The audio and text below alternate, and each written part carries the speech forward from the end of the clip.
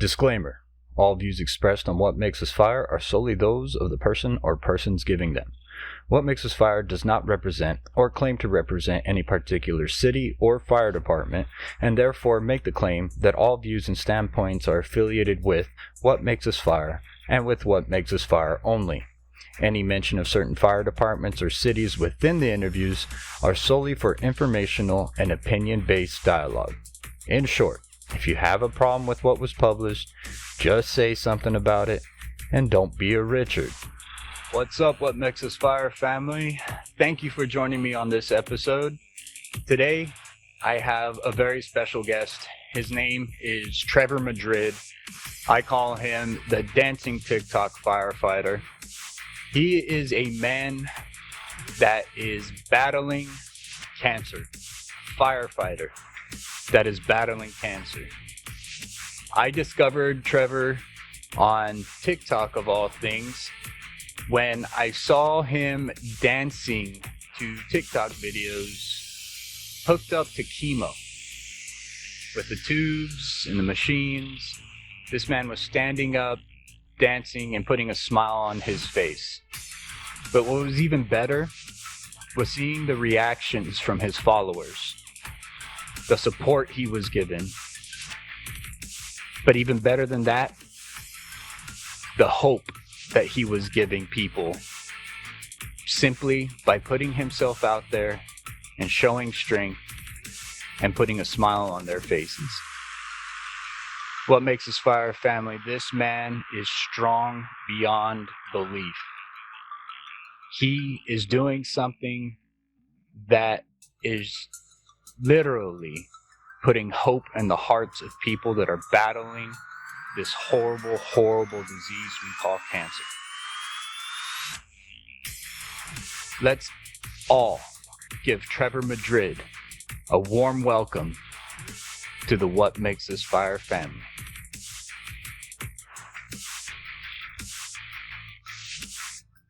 All right, man. We're recording. Sounds Trev, good. Man, thank you for coming on to What Makes Us Fire. Thank you for coming on the show, man. I appreciate it. Man, thanks for having me. This is pretty awesome. I'm excited. You're excited? Yeah. Don't be excited. We're not that big yet. You're at the beginning. Yeah, You're at the roots. So yeah, absolutely. If you're part of the base, man, trust me, I wouldn't mind standing on your shoulders if you're a part of my base, because we'll get into it. Your story is pretty fucking amazing. So I'm going to let the audience know kind of how we got to start talking. Okay. I never used TikTok before, never thought about using TikTok before until I started doing the podcast. I had a guest on. Her name is Krista, and she's a realtor, and she uses TikTok for her realting to sell houses. Mm. And she was like, you need to get on TikTok. You'll get a whole bunch of followers, this and that and this. I only have like 160 right now. I don't know what. But she was like, you need to get on TikTok. Okay. I make fun of my kids for having TikTok. Right. And I got on, and I was sitting on the crapper, like most of us do, and I was scrolling through my phone. And, oh, that's going to sound weird. The first time I saw you, Trevor, I was taking a shit. You sound like a true fireman. Yeah. But I was scrolling through TikTok, kind of trying to see what it was all about. And it's, they have like a For You and following, and I was just scrolling through the For You. And here's this guy hooked up to chemo. And you see all the, all the tubing, all the IV tubing and the pump and everything. Here's this guy hooked up to chemo, and he's dancing the WAP. I still don't even know what the WAP is, but he's dancing. I can't believe that's a video you saw. That's hilarious. And here he is, like hooked up to the damn machine on all hands and fours, shaking his ass. Like, what the hell is going on here? And so what I did is I went to the page, and there was a couple of other videos that you put up with had, titles and stuff like that, kind of telling your story. And At first, I didn't know what the hell I was looking at, but I was scrolling through and I saw one of your videos, and it says, "I'm a 35-year-old firefighter. I'm battling cancer, but it's not going to keep me down. I'm going to dance through all this and put a smile on." And I'm like, God dang, what kind of strength do you got to have to do that, especially during chemo? Damn. So I'm going through my podcast. I'm looking for people that I would love to have on, and I saw your story through TikTok. I never met you. I just saw what you were about through TikTok, and so I Right. messaged.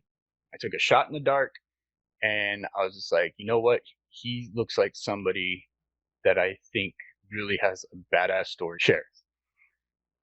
I messaged you, and it was your wife who responded. Yeah, I think I was still in chemo Yes, you were. You were when she still. responded. She was like, "Thank you for the reach out. I'll ask Trevor." A couple days went by, and I'm thinking, it's probably just a polite response. But then she messaged me back and said, "Hey, I'm sorry about the delay. Trevor is totally for it, but he wants to do it after chemo, so he has a clear mind." I Right. understand. Cool. And then a couple weeks went by, and during those couple weeks, I'm messaging you or messaging her. Really, I was talking to her. I understood that you're going through your treatments. It's hard. Even through all that, you were still putting your videos. You're still standing on top of your hospital bed, dancing, getting the nurses involved, putting up the videos. And then I saw later on you're pushing for that 100K followers. And Yeah. holy shit, you reached it as soon as you asked. Like, Yeah. It's crazy. TikTok fam is crazy. yeah. I was like, oh my God, this guy, what a story. And then finally, she gave me your number. So I Mm. messaged you, you messaged me back, and then we started talking. And I remember our first phone call, it was like talking to a friend. Like you answered the Yeah. phone, like, "Hey Josh, what's up?" But like wasn't like, "Hello, who's this?" It's like, "Hey Josh, what's up? What's going on, man?" "Yeah, just working on my lawn." It was like we've been friends for who knows long. I was like, man, having a conversation with this guy is going to be amazing. No, I appreciate it, man. So we that's how we met. That's how Yeah. we started this little relationship here. I wanted to show my support, so I got one of these. I appreciate it, Josh. Thank you. I've been sharing your stuff as much as I can, and kind of trying to support you as well. Where are you from? And you don't have to say anything about the department that you work for, but where are you from? Where'd you grow up? And then from that point, kind of tell us how you got into the fire service, if you don't mind. So I grew up in Vegas. Went to school in Vegas. I wasn't born and raised. I was born in Arizona, but moved there when I was 11. So my growing up years, I guess, was in Vegas. Mm-hmm. So graduated from Las Vegas High School. And then one of my neighbors, he started getting into the fire service, and I started like helping him train for the physical aspects and stuff because I've always been an athlete. So kind of got interested, and he's like, "Well, if you're interested, take an EMT class and join the Explorer program." So Explorers is pretty big in Vegas. I don't know how it is in Houston and Texas, It, but it's it's still we have a really like big Explorer program where it has chain of command from chief all the way down to white shirt, recruit oh explorers. So, went through there, worked my way up through explorers, became the chief of explorers and ran the whole program. And then I was testing everywhere. I was testing in California, I was going to Washington, tested in Arizona. And so when I was 21, Arizona picked me up. So I came down here, and I've been a firefighter since 2007. So I just oh kind wow. of fell in love with after EMT school and like being an explorer, just having that brotherhood and like having that structure that I kind of got from athletics, and then saw how I could grow in a future as a firefighter and like how much it has to offer. You didn't grow up thinking this was a realm that you would want to get into? No, I wanted to do business, honestly. That was like when I was growing up, I'm like, I want to do some type of business. But, you know, just the athletic part and the teamwork and the camaraderie, all that brought me into the fire service. Then helping people on top of that and making a difference was a huge thing. So, and How then that's just the EMS portion, like the fire portion. Like I just loved fire in general. Like I loved the way that it behaved and learning everything about it. So going on fires was like the icing on the cake. The job was being an EMT, running med calls. right, right, yeah. How old were you when you started getting into it? I was 18, so I just graduated high school, Oh, and okay. then I just pushed. So it took me what 2.5, 3 years of just like grinding. Like, so people don't understand. Like when they try to test for the fire service, you kind of make it your full time job. You're gonna lose friends over it. Your wishy washy friends. The true friends are gonna stay. But like if you really want to get hired like quickly, you make it a second job. So I went to school full time, worked full time, and then made testing my full time job, like going everywhere. Yeah, on my first podcast, I definitely told people it's like contrary to popular belief, it's actually a little bit harder to get hired onto the fire service than most might think it is. And it's the same with cops too, because I went through that hiring process as well. And it was, you want to talk about background checks? Oh, Holy the crap. cop police do crazy background check. Yeah, they were bringing up jobs I forgot I even worked Right. so long ago. My But best friend's a cop, and like he moved from Oceanside to Texas, actually, just right outside of Dallas. oh, nice. And one of their chiefs came to his house and had dinner with him and his family to see what he was about. On top of that, meeting with his chiefs. Wow. The police department, they are doing their part. They're trying to reform and, try to hire good people. So, Oh yeah, it's ignorant people that put out all that information, yeah. that quote unquote information. It's not true information. It's just ignorant people saying how easy it is. Mm, They don't know. They never went through it. right. But besides that, that's politics. We're not going to get into that today. No, Maybe, we're not getting maybe next time. into that. So you got into the fire department, and you said you were in since 2007. Yeah, 2007. I got in. I started my civil service career in '06. I got my Oh, EMT. nice. So, and we're actually the same age. We're both 35. So Okay. we started our So it was career. like really real when you saw like 35-year-old firefighter had cancer. You're like, oh shit, this is It real. And I it think like that made it real for a lot of people in my department. Like, hey, it's not an old dude getting cancer that didn't take care of himself. You're like, man, this is a young fit dude that got cancer. What the hell? That this could happen to me. So I think my department saw a big shift in like changing the way that we do things after I got cancer. yeah. It makes you realize that cancer does not give a fuck who you are. No, It's just one of those things. definitely not. It's just one of those things that it's a part of life, man. It happens to everyone, no matter what. You hear about the people that have heart attacks that are fit and they run every day and work out, and then all of a sudden they die of a heart Hmm. attack. You're like, what the hell happened? It just there obviously there are things that you can do to prevent certain diseases and things like that, but sometimes it just really doesn't matter. Sometimes it happens and it sucks. Yeah. And what strength to people is how they deal with it.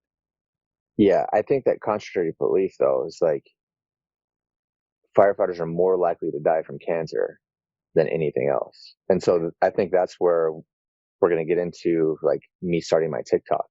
I didn't know what platform that I wanted to do this on, but a lot of people don't know that firefighters have way higher percentage of getting cancer than just the normal public.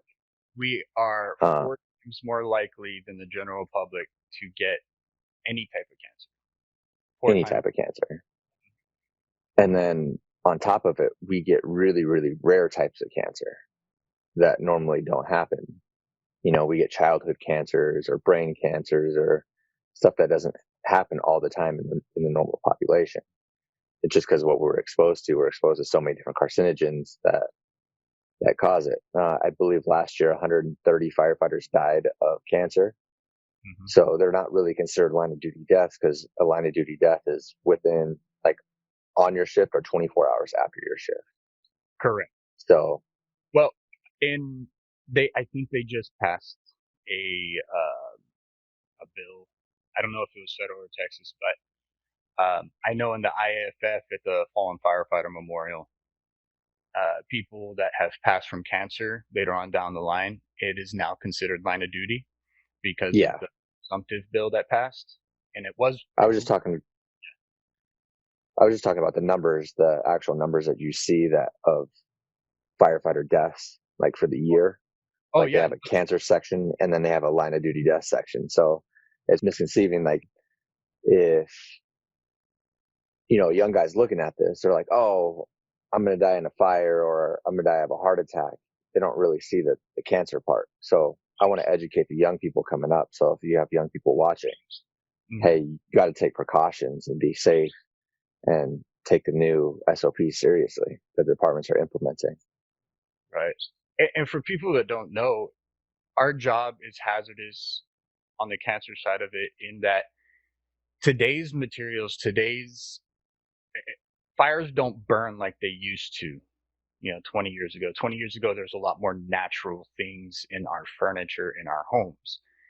Now everything's a synthetic, and a synthetic is a composite of made up oil based things. And when that shit burns, it puts off a whole bunch of bad different carcinogens that weren't in that kind of smoke even 20 years ago. Just getting it on your skin can cause a sickness, a cancer. So because of that, firefighters now, the leading cause of death is cancer. However, they do not consider it line of duty because, well, they do now, but in the past, they didn't consider it line of duty because people were unaware that Yeah, exactly. dying from this because of what was happening and what we were exposed to. So that's what it is. That's why if people don't understand, that's what it is. It's just the stuff that our materials in our homes are made out of now are a lot more deadlier when they burn than they used to be. And the best way that I described it, even described it to doctors that didn't realize like firefighters had a higher rate of cancer, is was like, picture your garage. Everybody has a garage, and they store oils, gas, they store their pesticides, any chemicals they don't want inside their house. They throw that shit in their garage. Mm-hmm. You park your car in there. So your garage catches on fire. Josh and I pull up to your house for a garage fire. We tear down your garage door, put out the fire, and we start pulling stuff out of your garage to put out, make sure that all the fire is out. So in that time, we're getting exposed to all those chemicals and everything that burnt in a gas state now. So it's not in like a container in a settled state. Now we have the pesticides and all that stuff on top of us. So now you're exposed. And then when I tell normal people that, they're like, "Oh man, I didn't realize what you guys are exposed to." They just picture their stuff in their house, their Mm-hmm. clothes and, wood. They don't picture all the other stuff that you just explained as well. Yeah, their couches have plastics in it. Even some of their clothes will have plastics in it, stuff like that. Yeah. It's just a whole bunch of bad shit. Right. How long, and we'll get into you finding out that you had your type of cancer. And I'm going to let you explain your type of cancer. I did a little bit of research Okay. on it, and I have a, It's not very good when you start looking at it, right? yeah, it didn't make sense. It didn't Did make you look at firefighters? Like, Yeah. I'll tell you that story. I'll tell you that story. Like when I first found out I had cancer. So do Yeah. you want to go into it right now? Is that Well, so? I want to go into how long were you working with your fire department before you actually found out you were sick? I think it was 12 years or 11 and a half, 12 years. So it was March 19th or March 9th is actually when I found the tumor. I got diagnosed March 19th, 2019. So I believe it was 12 years, Wow. 11 and a half, 12 years. So So you found out you were sick about a year and a half ago. yeah, Okay. yep, Damn. Yeah, I'm gonna let you explain how you found that and what you did and how you felt. I might ask a question or two if that's okay, just so I can understand better. But go ahead, let's get into that because I want people to really know. And you've been an advocate for this, and people have been reaching out that have your specific type of cancer, which, by the way, is actually right. kind of rare cancer from what I've read. Yeah, it's really rare.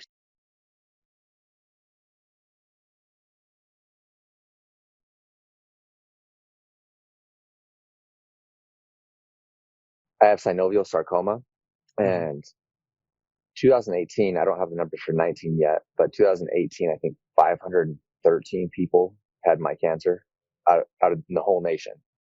So out of 1.8 million people that got cancer in 2018, 513 got my type of cancer. And usually that type of cancer is in your bone, like in your joints. And mine was in my abdomen, which makes it even more rare. So, proving it came from the job. It made it a little bit better because it was in the abdomen, not where it's usually located. Yeah, can you explain that? So what I read, usually it's a type of cancer that, like you said, happens in the joints, and what happens is the tumor will actually grow within the joint, right? Right. In the Causes. synovial fluid, like the fluid that like cushions your joints, it usually grows in that fluid. That's why they call it synovial sarcoma.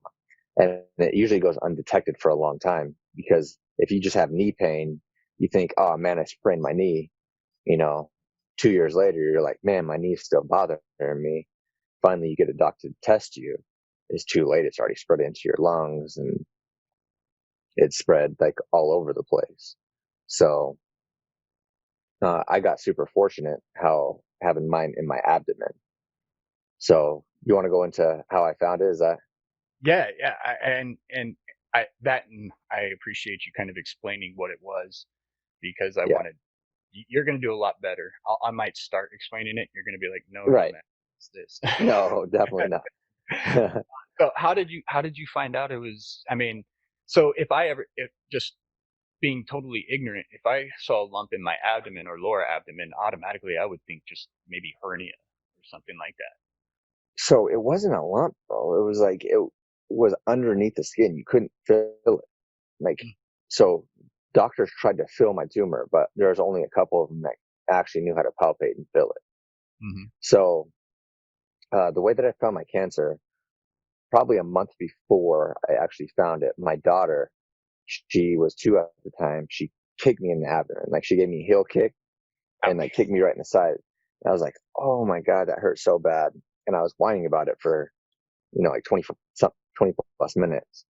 My wife's like, she's 2. Stop being a pussy. You know, like she couldn't have kicked you that hard. I was like, I don't know what she did. She kicked me hard as hell. That shit hurt. Hmm. So I didn't think anything much of it. I just thought she kicked me hard and I was like being a pussy. So just kind of went on with my day. So fast forward about a month later, my wife has been sick for like 3 weeks at this time, just like super sick. Finally, she takes a pregnancy test. We find out that she was pregnant. So she got sick because she got pregnant. We're just like, holy shit, we're going to have another kid. This is crazy. And then I ended up getting sick for the next 2 days. So Hmm. it got so bad where like I started coughing that my abdomen, like my lower abdomen hurt so bad I could barely move my legs out of the SUV. I was getting Ouch. ready to go into the store and I was like having to pull them out. Like, she's like, are you okay? I'm like, no, I'm fine. I'm fine. She's like, dude, you need to go get that checked out. You have to get that checked out. Was it left lower or right lower? Left lower abdominal pain. So there's nothing really there besides like your colon. So Appendix. I'm thinking No. it's just appendix on your right. Yeah. So I was like, man, I have diverticulitis. I ate a shitload of pistachios the day before. Me and my daughter love pistachios. It's Right. like, fuck, I can't eat nuts anymore. This is stupid. I was like, I'm fine. And she's like, no, you need to get checked out. She's like, I just found out I'm pregnant. I'm like, what? What happens if something's wrong with you? And like, you have cancer or something. I don't know if like if you die from it or something. I don't know if she said cancer or what. I think she did say cancer. That scares you, right?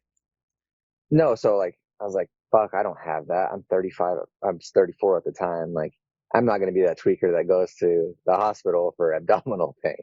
Right. So I ended up calling my friend. His wife's a PA, and she's like, hey, you probably have diverticulitis. They can't diagnose it without a CT. So just go to the ER, get a CT, and then they'll probably put you on antibiotics, and you probably won't be able to eat nuts because it sounds exactly like diverticulitis. So I'm like, okay, my wife's newly pregnant. I was like, I don't want you to go to the ER with me because you're newly pregnant. I don't want you exposed to any germs. So I drive myself to the ER, get a CT, sitting there in the doc. I've actually went to that hospital before. So he pulls me in after the CT and he's like, hey, come look at my screen. And he's like, you have a 5-inch mass in your abdomen. And I'm like, what? He's like, yeah, it's not diverticulitis. You have a 5-inch mass. And I was like, holy shit. And he's like, hey, I was like, can I just drive to another hospital? He's like, no, we're going to get you an ambulance. We're going to take you to another hospital just because of continuity of care. So my wife comes to the hospital by this point, like our sister brings her to the hospital and we're just like shaking our head, like, what the hell? Going for another biopsy, get a biopsy that night. The next day we're sitting in the ER or the hospital bedroom, just waiting for a doc. A doc comes in and he's like, yep, Trevor Madrid. Yep, 34 healthy-year-old male. You have one of these 3 types of cancer. You either have testicular lymphoma or sarcoma. And I'm like, and that's how he opens. And I'm like, what the hell? I'm like, doc, are you sure that it can't be benign? And he's like, highly doubtful. And he's like, I'm gonna let you process this for a little bit, and I'll see you later. And I'm like, holy shit! Like I have like a million questions. I look at my wife and I'm like, I'm sorry that you're gonna have to go on this journey with me because this is not a life plan. Right. And my captain was actually there with me, and I look over at my captain. His mouth is like, I can't believe you're getting this news. He took the first 6 hours off shift, so he was there initially. Right. But so a lot of things, like we knew that it was cancer. We didn't know what type of cancer it was. They gave me, I think, a little bit of pain medicine to subside the pain, and they sent you home. What they don't tell you, it's not like Grey's Anatomy where you get a biopsy and they're like, boom, Next you have day. this type of cancer this next day or next hour. Right. Like you have this type of cancer. You're going to start treatment tomorrow. So we go home, and luckily I had another firefighter that had lymphoma. He's like, hey bro, just want to let you know, I know we haven't talked much, but just let you know that once you get diagnosed, it takes a long, or once you get or that you have cancer, it takes a long time to get diagnosed. So don't be surprised when you go to your first doctor's visit. They won't be able to tell you what it is. So I go in, and that's exactly what happened. Like, hey, yeah, we sent this out to pathology. Still hasn't come back yet. And like, this is 2 weeks after I had the tumor, Mm-hmm. or like a week and a half or something like that. I was like, holy shit, I'm so glad that he warned me, because a lot of people think like you find results the very, very next day. Cause that's what I thought. I thought like, hey, I have cancer. They're just going to tell me what it is and we're going to start treatment. And so it took a couple weeks to figure out what it was, and especially mine because it's a little bit more rare. So they had to send the pathology to a different place. And then like the first oncologist didn't even tell me what it was. So he's like, I can't tell you what it is yet. I went and met with the general surgeon, and the general surgeon had it written on a piece of paper. And he's like, hey, I don't know if your oncologist talked to you. I was like, no, he hasn't talked to me. And he's like, I saw the word synovial sarcoma. I had no idea what that meant at the point. Mm-hmm. And he's like, hey, you need to find a very specialist person to take this out. He's like, I'm a surgeon. He's like, I could take out colon cancer all day long. I could take out testicular cancer all day long. He's like, your cancer, you need to find a team to deal with this. I'm like, what are you talking about? And I'm looking at my wife, like having no idea what he's talking about, like why he can't take it out and why the other oncologist didn't call us and tell us what it was. So we left that appointment like, what the hell? So I started Googling synovial sarcoma like you did, Right. before this podcast. And we're like, holy shit, the mortality rate's super high, very aggressive cancer. If it's not treated right, it could be deadly.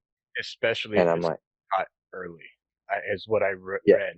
If it's not caught early, if it's allowed to spread, it makes the survivability profile plummet. yeah, like super, like really, really bad. Right.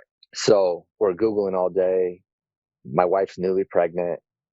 We're driving around to appointment to appointment. We went to trying to get appointments to MD Anderson, trying to get to Mayo, just calling, asking all of our friends for favors, like who could get us in the quickest. Mm-hmm. And my wife starts to bleed down her leg. Oh And no. we're like, what the hell? So I ended up going back to the ER where they found my tumor, just to get an ultrasound for my wife to see if the baby's going to make it or not going to make it. At that point, we didn't know. We're in the ER and I started Googling firefighters. I'm like, hey, I'm going to start Googling firefighters so I could reach out to other guys that have gone through this and to see what their treatment was and how they beat it. First firefighter, dead within a year. Second firefighter, dead. Third firefighter, dead. By the time I got to the fifth one that died within the year, I was like, shit, I got to stop Googling firefighters because obviously what they didn't work. Right. And it was stirring my wife up even more because she's like, just stop. Because we were just looking for answers and looking for somebody that's actually gone through it. But with only 518 people in 2018 that got it, you're not going to run into that many people. How did that start messing, or did it even start messing with your psyche, your mind? It devastated us. We went from like our business was rocking. We were so busy. 2017, 2018, we made like 7,000 products for our homemade business where we're sewing, like going like crazy, selling clothes like crazy, busy as hell, Mm-hmm. to a screeching halt just because all of our effort went from making clothes and like running our business and me being a firefighter to holy shit, we're going to divert all that energy into making you better. So it really, really affected our life. So we had like a whole another income to have that whole income cut off because like we focused all of that attention on me. Right. And my wife is absolutely amazing because she is that advocate for me. Like when, like, there was times where in doctor's appointments and I was just like shaking my head and she's like, no, like she wrote things down and she's like, no, we need to know this, this, this, and this. And she'd almost like be the bitch in that meeting. Right. Like, no, we're not going to let you just tell us what this is. You're going to actually give us answers and like tell us what's going to happen next. And I needed that because I was still in disbelief and like having a doctor talk to me, I was started shaking my head like, yeah, yeah, yeah. And like my mind was just so full with crazy thoughts. My wife's the one that kind of kept it together. I'm liking where you're going with this, and I appreciate you kind of getting a little detailed because I think when people hear, "Hey, a firefighter got cancer," or somebody got cancer, people don't really realize that it affects so much more than just that person's body. It affects time, it affects plans, it affects the people around us that love us.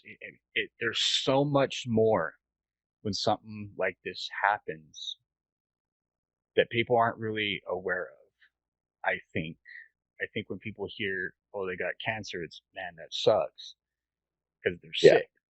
Not man, that sucks because they're sick. They're going to be losing money. Their medical bills are going to be astronomical. How are they going to find people to Right. watch their kids when they're getting treatment? Like people don't realize all those nuances that go with that kind of diagnosis. And And so, just the amount of strain it puts on the person. Like, I believe, I always tell people this: the people like me getting cancer, the patient has the easy part of it. The spouse or your significant other, they have the hard part because I get to go to Mayo and I get hospitalized for 8 days at a time. mhm, I'm there just getting treatment. That sounds terrible, but my wife is at home running her business, taking care of two little kids, giving them baths, feeding them, doing all that stuff, and still trying to make a living. Well, it's just super, super hard because they're the ones that are giving the caregiving. Even if they're not like having to like actually physically wipe you, they're taking care of your household. Like when you feel like shit, they're the ones stepping up. So my hat's off to any caregiver out there. You know, you guys are the heroes. It's not the people going through cancer. And nobody really ever talks about that. Everybody talks about the cancer patient, like how he's the warrior or she's the warrior. And well, that might be true, but the people supporting them need more credit. I think it's awesome that you made that point because in my first podcast episode, I said something to that effect. I said, I wanted to start thanking and giving a voice to the people that supported firefighters, that support the Mm-hmm. people in the job, right? Because we don't give them enough credit. You don't go to your brothers and sisters' spouses and tell them, thank you for being their rock. Thank you for being their support because when they come to work, I can trust that they're going to be ready for the job. We don't do that, or we Right. very rarely do that. Very rare. We forget about the people behind the person. And if it wasn't for all those people, if it wasn't for the support, the rock that these people stand on and lean on, they wouldn't be there. They wouldn't be as effective, as good, as strong, as willing, because those people mean more to them than the job. Right. So your wife is that for you. She's that rock. And 100%. I've told her thank you as a firefighter. I told her thank you for being that foundation for you. And then I told her thank you for supporting him and doing all this for him. Because without you, he wouldn't have the strength to smile, to dance. You're that push. And I told her, aside from Trevor, thank you.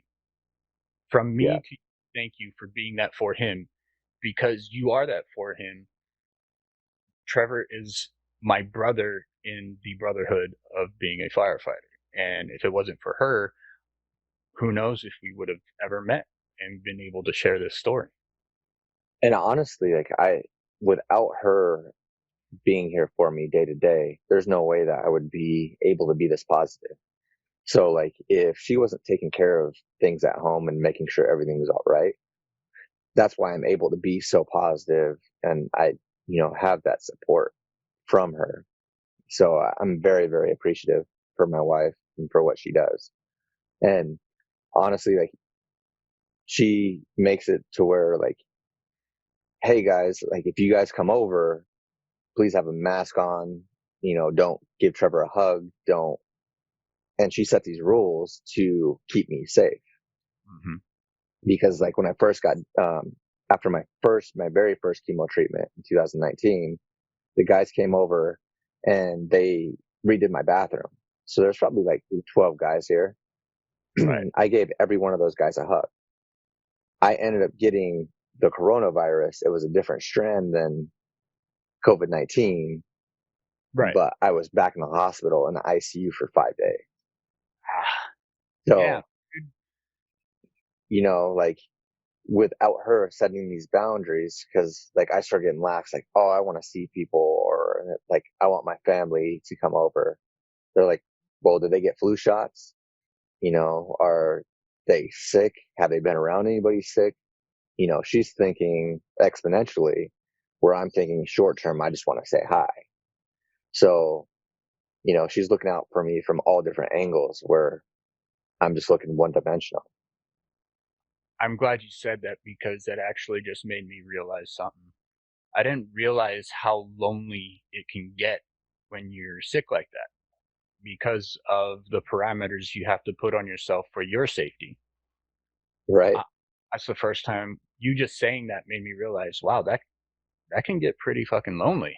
You know, not having, sure, Zoom meetings and phone calls are great, but sometimes you want a hug, you want a handshake, you want to hang out and have a beer. Sometimes you want that physical Yeah. there, Connection. right? Yeah. It's one of the first times I've realized how lonely that can be, and I'm sorry, So, man, it and sucks. that doesn't just go for me. Like my daughter was in gymnastics since she was 2 years old. Hmm. And as soon as I got diagnosed with cancer, we pulled her because the doctors were like, hey, she can't be around any other kids.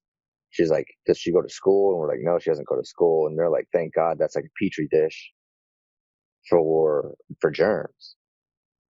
So it's been like going on 540 something days. We had practice at quarantine before quarantine was cool, so It's still not cool, no, Trevor. it's still not cool. Tell your daughter I said thank you for me. I will. She made a sacrifice of herself, and I see her on the videos, Mhm. and it looks like she doesn't care because she gets to spend time with daddy. So Oh, tell her, that's so true. Like she yeah, just loves daddy and like loves to play. So I'll tell her thank you for sure. yeah, tell her I said thank you for making that sacrifice for you because that's amazing. And Yeah, I I know she's young, and she might forget making that sacrifice later on in life, but yeah, a child's love for their parents is amazing, and that's awesome to yeah. hear. She did not. I'm sure she was upset at first, but it seems like now she's over it because daddy. Well, no, she just like pushed forward. She didn't care as long as she was with us.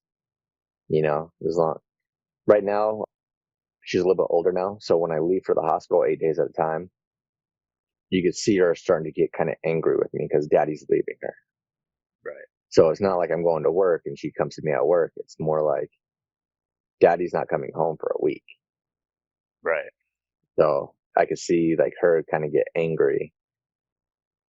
She's like, "Oh, daddy is gonna go to the hospital. Daddy's gonna leave." She'll make little comments, and you're like, "Ugh, breaks your heart." It does, it does. But you know what, man? You can see it in her eyes. She loves you, man. Those videos you Oh, make, for sure, 100%. she. It's good to see. It's good to see. Yeah, definitely. Once you did find out what it was from the surgeon, he's telling you got to start really, really buckling down and planning on getting this taken care of. What I want to kind of take it into the fire aspect. What was the response from your your crew, your guys, and then from the department itself? Yeah. Just So like I said, my captain, I told him like, "Hey, I have this mass in my abdomen. Don't know what it is." He took 6 hours of sick time, and he showed up at 5:30 in the morning and sat with me until 1 o'clock in the afternoon. mhm, My chief of my department, she showed up that day. A couple other battalion chiefs showed up that day when I first got diagnosed, or I wasn't even diagnosed yet. I just knew I had a mass. So like I had individual people showing up to the hospital, and everybody from my department has truly been amazing. And honestly, like I couldn't have gotten through this without them. From the donations, from the funny ass cards that they sent me, get better cards with our sick humor. Mm-hmm. to the phone calls, to the text messages, to the emails, the money that they raise, the fundraisers from different foundations that they work on and created. Like without a whole team, my family wouldn't have got through this. This would have crushed us. Mm-hmm. You know, the meal train, like people would bring food by. My doctors told me that not to eat leftovers because food gets bacteria. If you get certain bacteria, you get sick, you go back to the ER. Right. So they would have like fresh cooked meals, like pretty much like you would at the station, and they would drop it off like hot and we'd eat it right there. And I think that's why I've kept on the 220 pounds. People see me, they're like, dude, like, what the hell? Most cancer patients fucking lose weight. I was like, my wife's a Nazi when it comes to eating. She's like, you're not going to be skinny. You're not going to weigh less than me when I'm pregnant. So you're going to eat your ass off.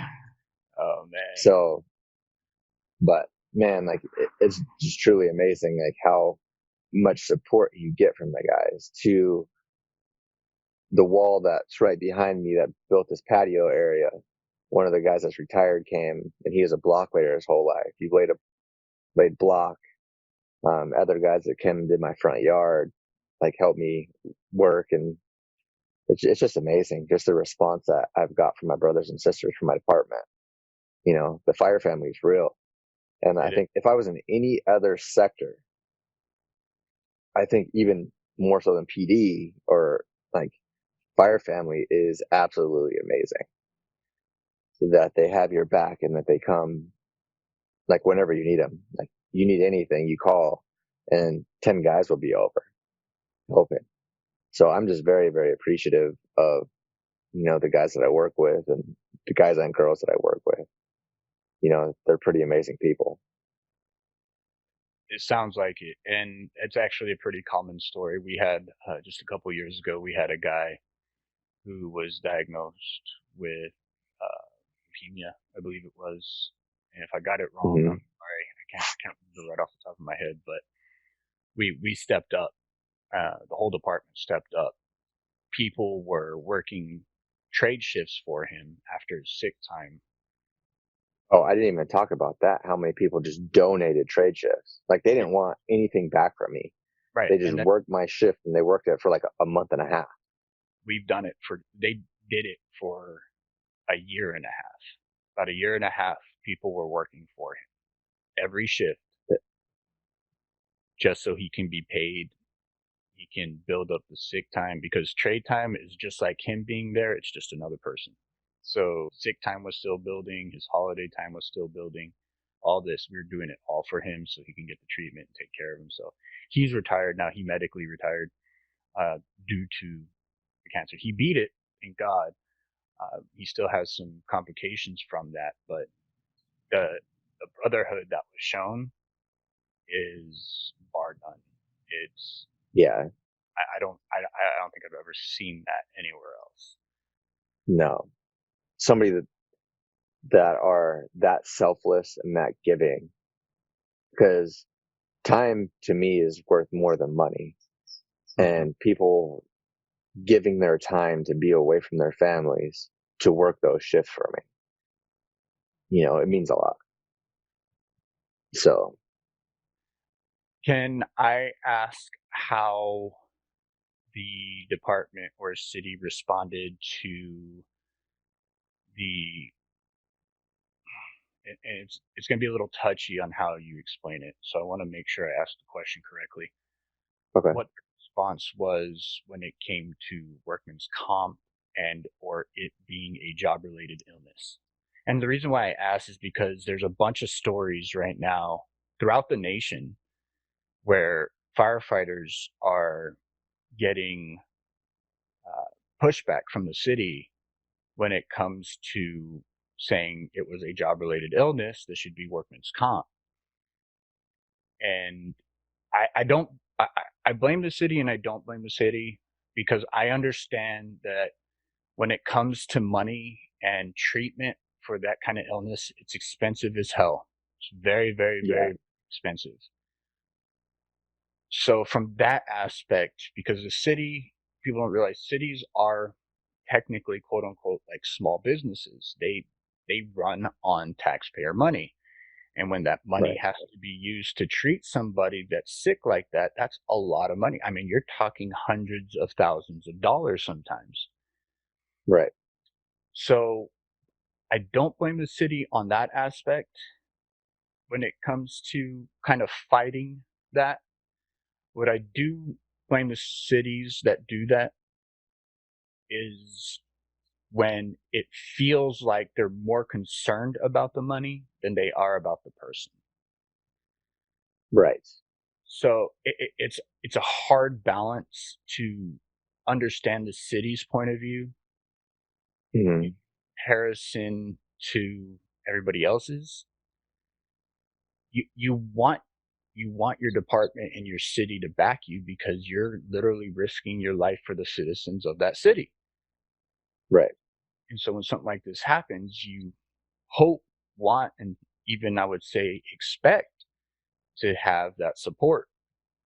But sometimes the city has to think of it as a business and they have to dehumanize it. And it sucks, but it, it's a hard balance. Did you have any It, push? it really is a hard balance. I didn't really have any pushback. My city is super, super fair. Mhm. So, they're all about process and doing the right thing. It took a while for it to get covered, but they've taken care of everybody that has been on the presumptive cancer list. They've never not denied anybody on the presumptive list. Okay, So my city is super progressive that's very good. because There are some other cities that are fighting that. there are a lot of cities that are fighting that right now. And my city has been extremely good. And so with my cancer being so rare, we just had to do the due diligence of getting all of the facts together and laying out exactly every exposure that I've had, all the links that would correlate from why my cancer starts and like how it relates to the fire department. So I have a wellness captain that he's absolutely amazing. And he lined everything up. He got every duck in a row to show what correlates, and he had an answer for every rebuttal. So having that, I think that's what makes the true difference when the city is denying you and having everything in a row, all your ducks in a row to say, hey, you say this that is not from the job. Here are 4 things that show that it came from work. And you have the literature and the studies and all that. So luckily we have U of A here. So we use a lot of University of Arizona studies. They study a lot on firefighting. And, I got one IME that the IME is an independent medical exam. They said that I wasn't exposed to anything. The cancer didn't come from it. So, it was a super biased IME. Did That the has nothing to city hear that that one? has nothing to do with this. That has nothing to do with the city. The city just hires doctors and Right. they put you through an IME, Hmm. but they weren't specialists in my type of cancer. So then we got specialists in my type of cancer. He was like, no, this definitely correlates and this is why it correlates. So it's trying to find that exact specialist in the IME to do your IME for you. So, when it So came back like that, the city covered it. that's good information to have for fellow brothers and sisters that might be just starting this journey because Yeah. sometimes they get discouraged when stuff like that happens. So that's actually very good information. When you started getting treatment, where was your mindset for that treatment? I have that mindset where I have a goal set, like, hey, I'm going to push through. You know, you tell me that I have to get this much done, I'm going to push past that and try to do more.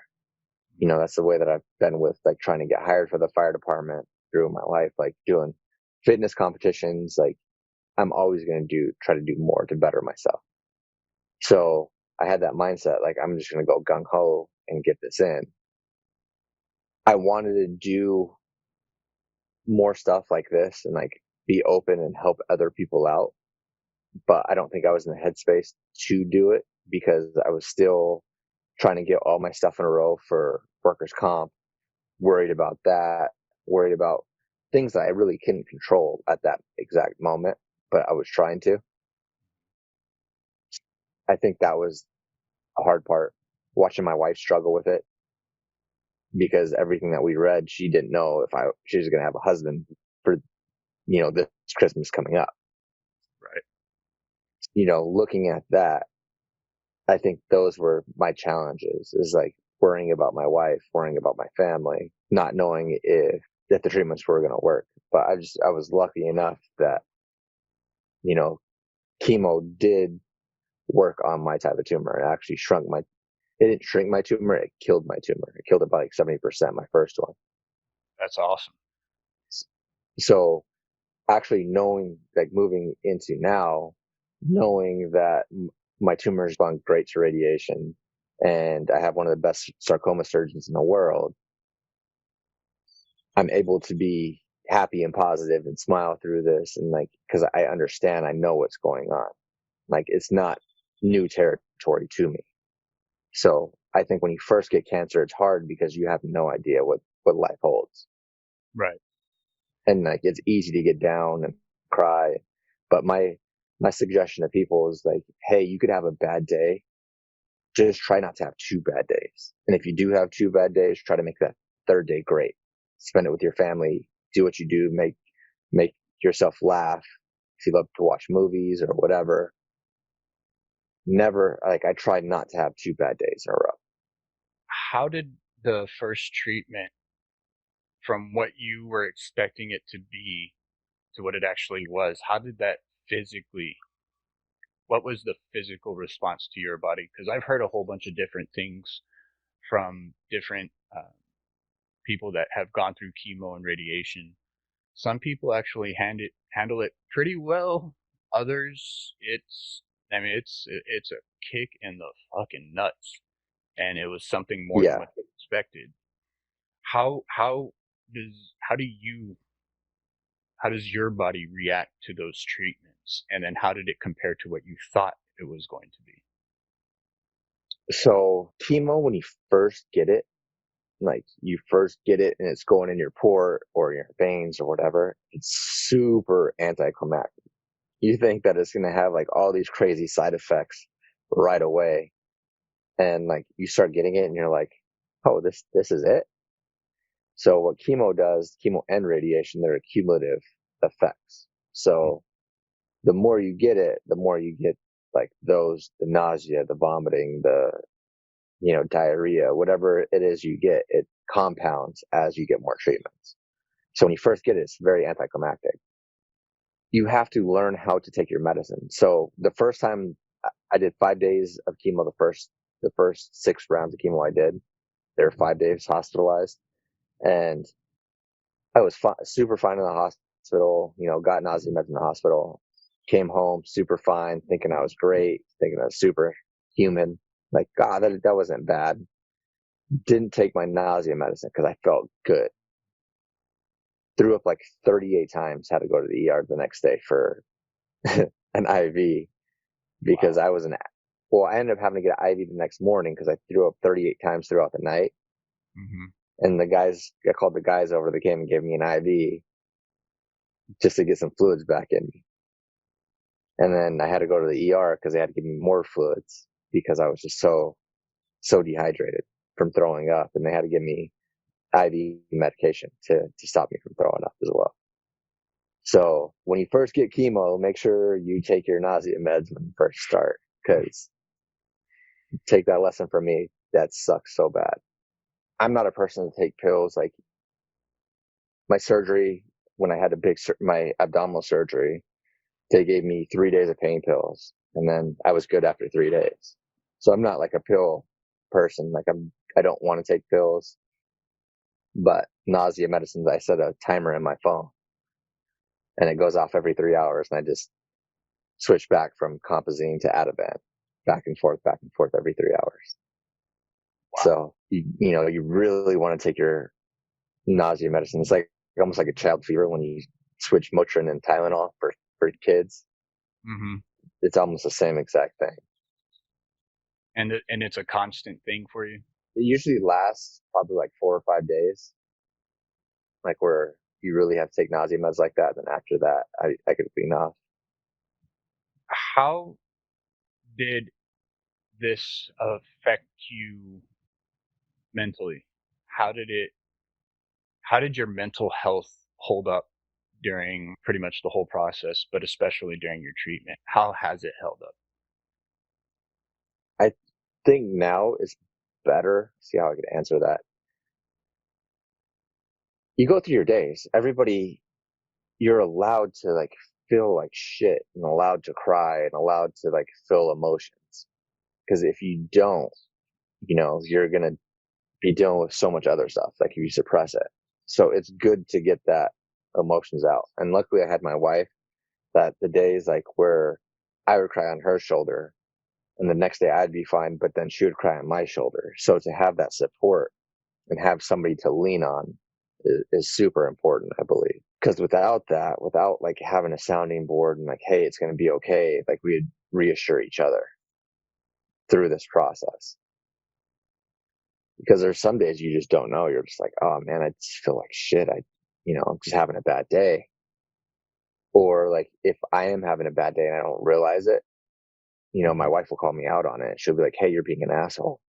And I'm like, oh man, I didn't really realize I was being an asshole. I need to change the way that I was thinking. And that has a lot to do with the ifosfamide that I'm on right now. It's a high dose. It has that effect. It's known to change your personality. And like, I'm super, super forgetful now. Like chemo brain is like super, super real. Like where I'd be talking to you before, like if I was during treatment, I would try to think of a word and like I would have to pause and actually think about what I was trying to say because the full thought wouldn't go through. They gave me methylene blue, which is like for toxicity. Like when you get, or toxinotics have it. So like if you get exposed to something, you give methylene blue and it helps your mind. And I'm able to think a lot better now after I started getting that drug. But the first round of chemo, it was pretty bad.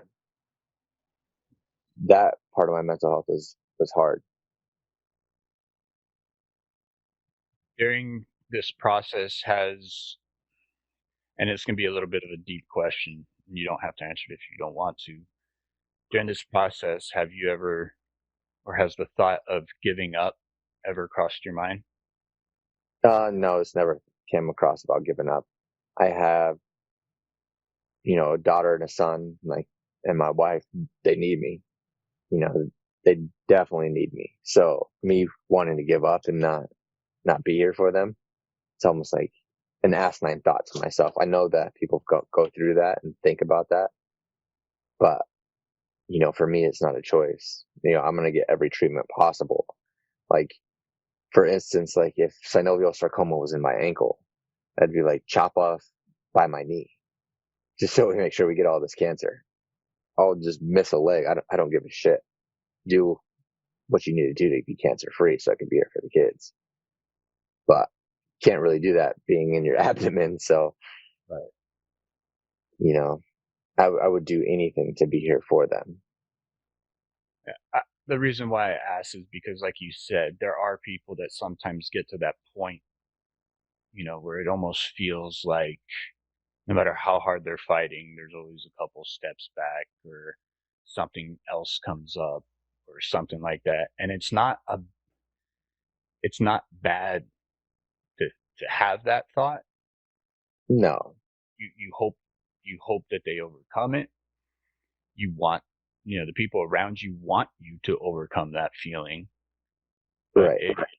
I understand having that feeling sometimes when you're dealing with something like that. And I wanted to ask you, what was your motivation for either having it and getting over it or just never having it at all? And it sounds like you definitely have the support system, you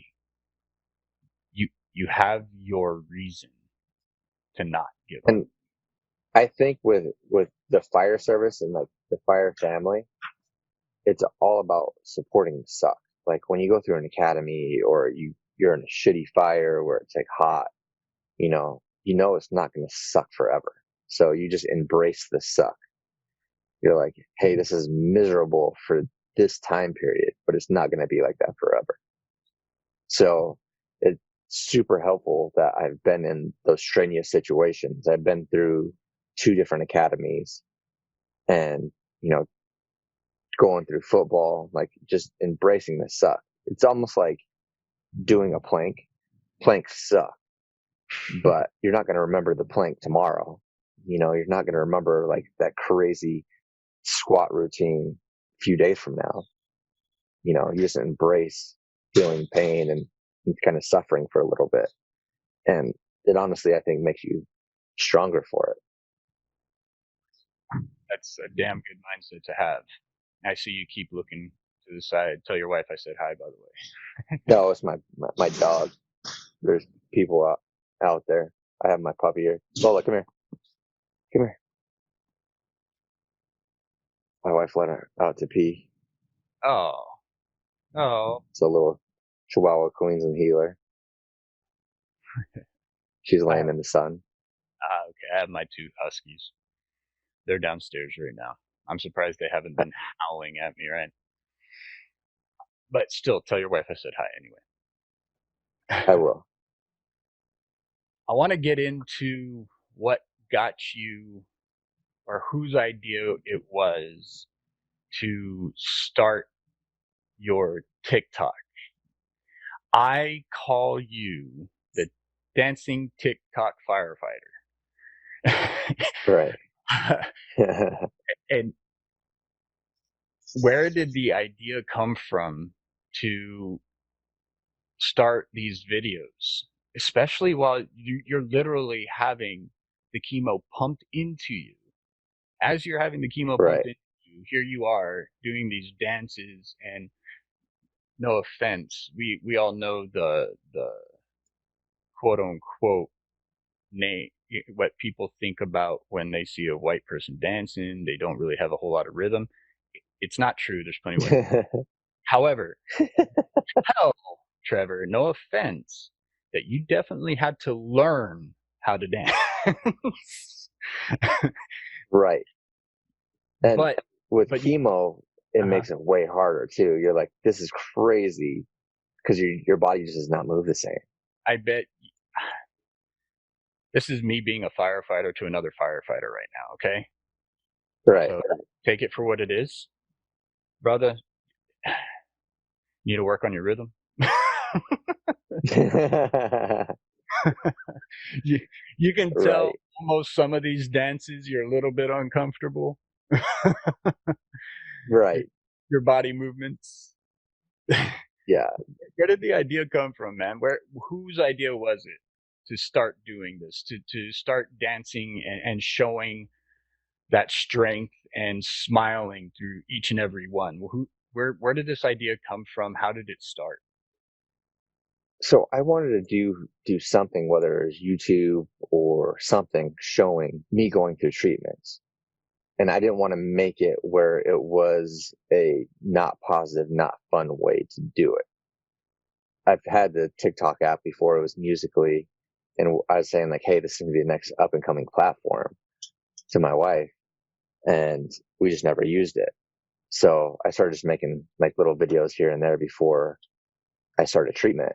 And then I was like, hey, this is going to be a really good way to get out to a lot of people and spread awareness for firefighter cancer and just people going through hard times that, they don't have to feel ashamed. They don't have to look down upon it. Like everybody has a struggle, it's mindset and positivity that will get you through it. Just having that positive mindset being able to push through, and I was able to show it through dancing.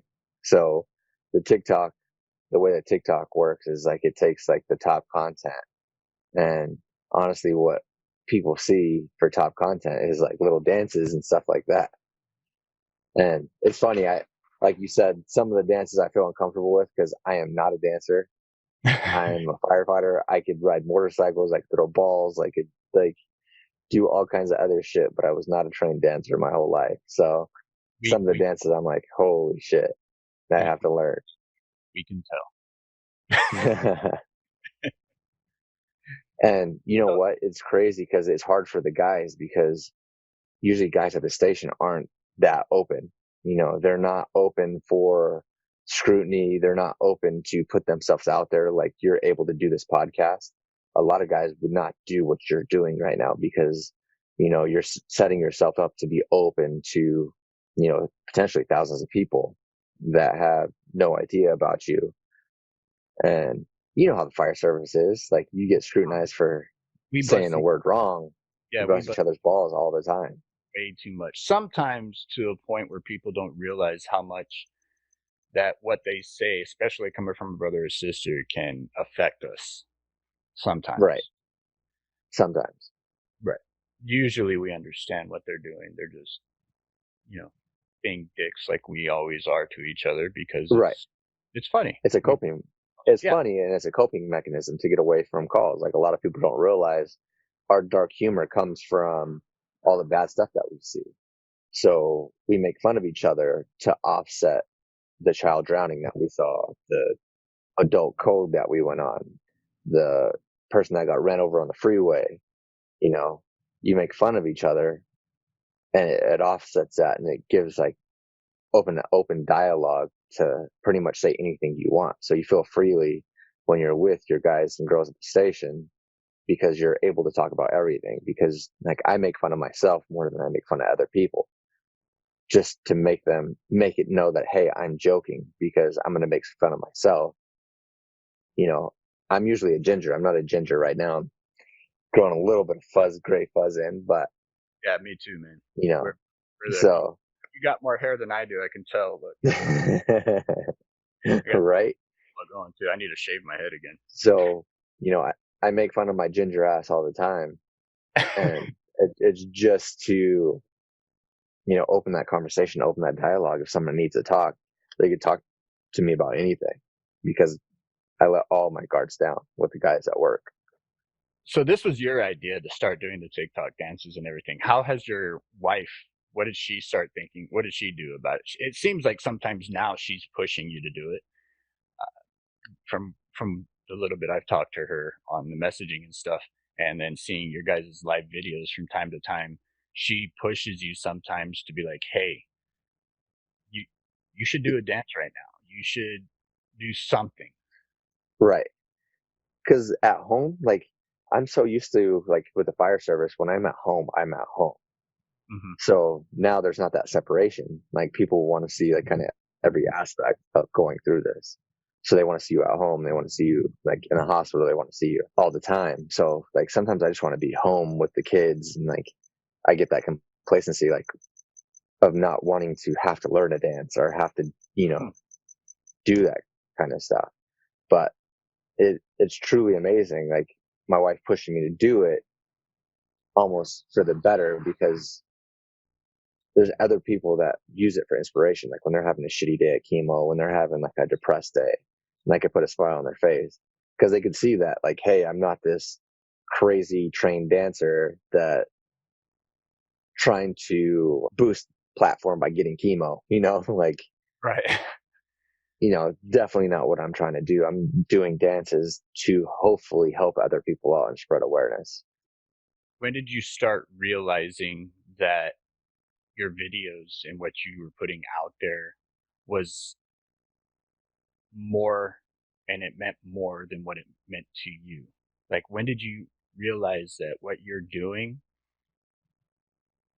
was bigger than what you were actually doing? So probably like the first chemo, like when I first went to chemo and I posted that video, of like, hey, firefighter going through cancer, and it kind of shows me getting my port access, me walking into Mayo. All right, like I walked into Mayo, got my port access, and showed chemo hanging, and I was like, let's get it, day one of chemo, let's get it. And then I didn't post very many videos after that. I did a couple, but the second round of chemo, that's the amount of like messages I got, and like, hey, you're making my day. You know, I'm going through this. I'm so happy to see you smiling. You make my day. I'm able to get through this treatment. I'm going through this as well. And it really made me like, man, like what I'm doing is not just dancing and sharing about firefighters. It's actually helping other people that have nothing to do with the fire service as well. So I'm bringing awareness to the guys and girls that are getting cancer, but I'm also helping other people through, if they're having a shitty day, they're able to watch my videos and laugh and smile. And they're like, man, I love your content. It's really, really positive. And being able to go on live and like answer people's questions and show like, hey, I am really human. I'm going through this, and it's okay to have all these emotions. Probably the second round of chemo is when I really realized like, hey, this is something that I need to push, because I think that it could better people and having people see what I'm going through. So like coming up, I'm really good friends with a doctor that's doing my radiation. So the radiation oncologist, she's absolutely amazing. She used to test firefighters on Fridays for free for cancer. So she would do it in her clinic. And now she does like all of city of Phoenix, and she catches firefighter cancer early because we put it off so long, just because we think like, hey, this isn't happening to me. Like I don't need to get checked. So through my radiation treatments, I'm going to show day 1 through 25 of every day of what it's like being in a radiation machine, because I had no idea what it was like. So I'm going to show people like, hey, what it's like to go through treatments every single day. I noticed that because sometimes I'll watch your live video, and I don't know if you've watched other live videos, but you can see the comments scrolling. Right.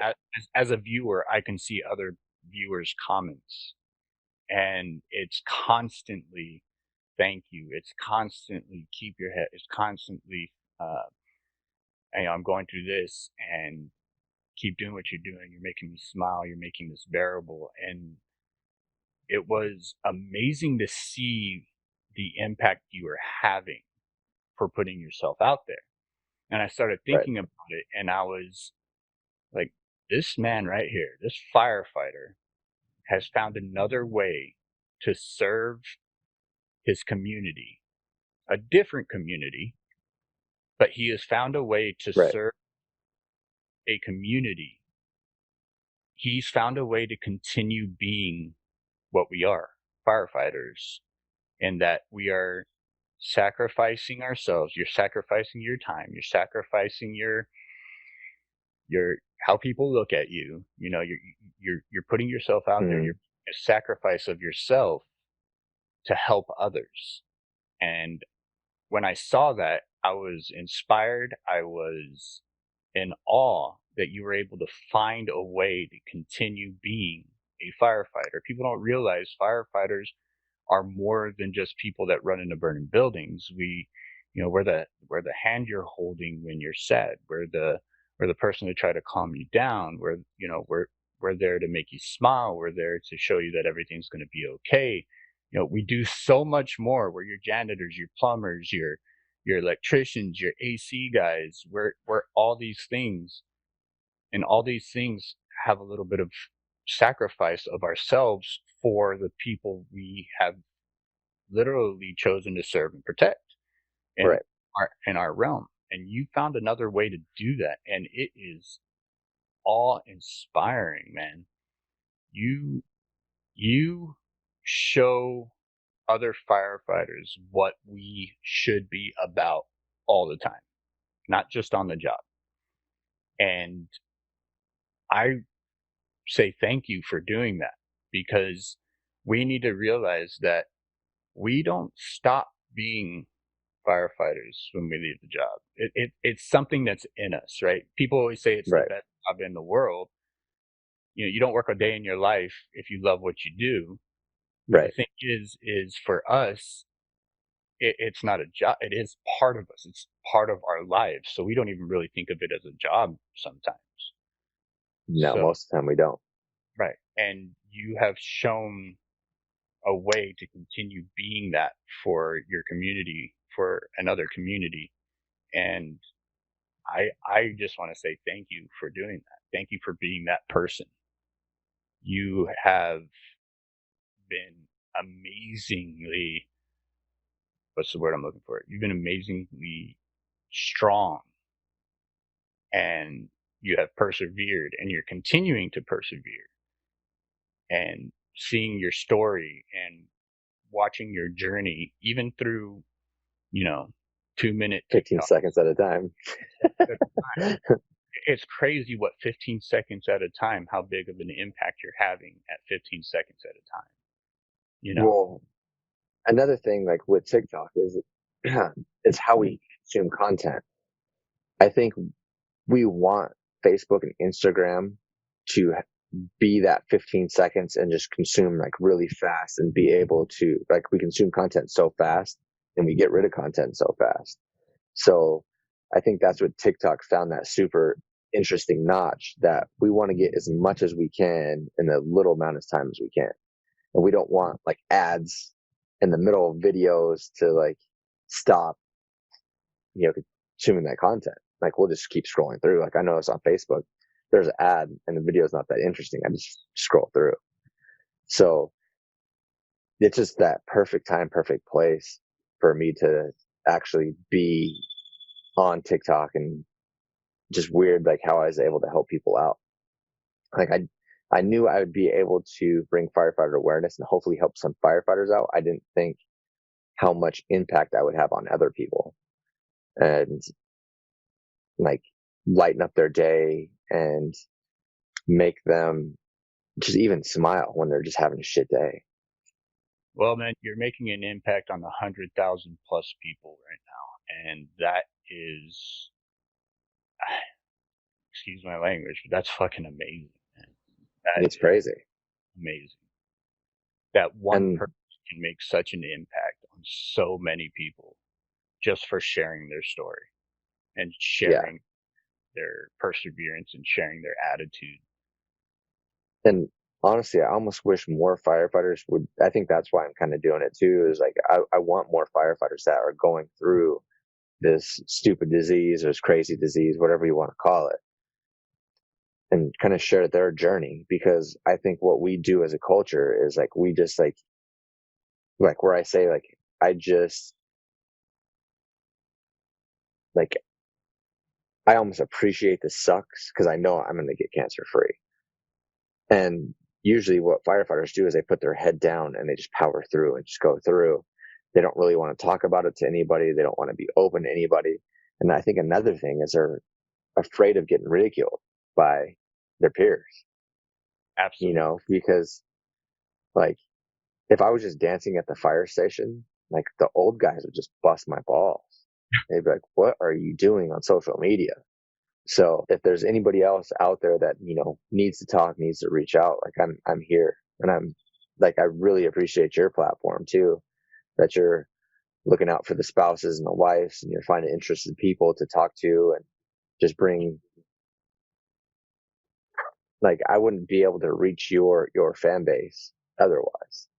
And like people that watch you and hopefully I can motivate and say, hey, push through.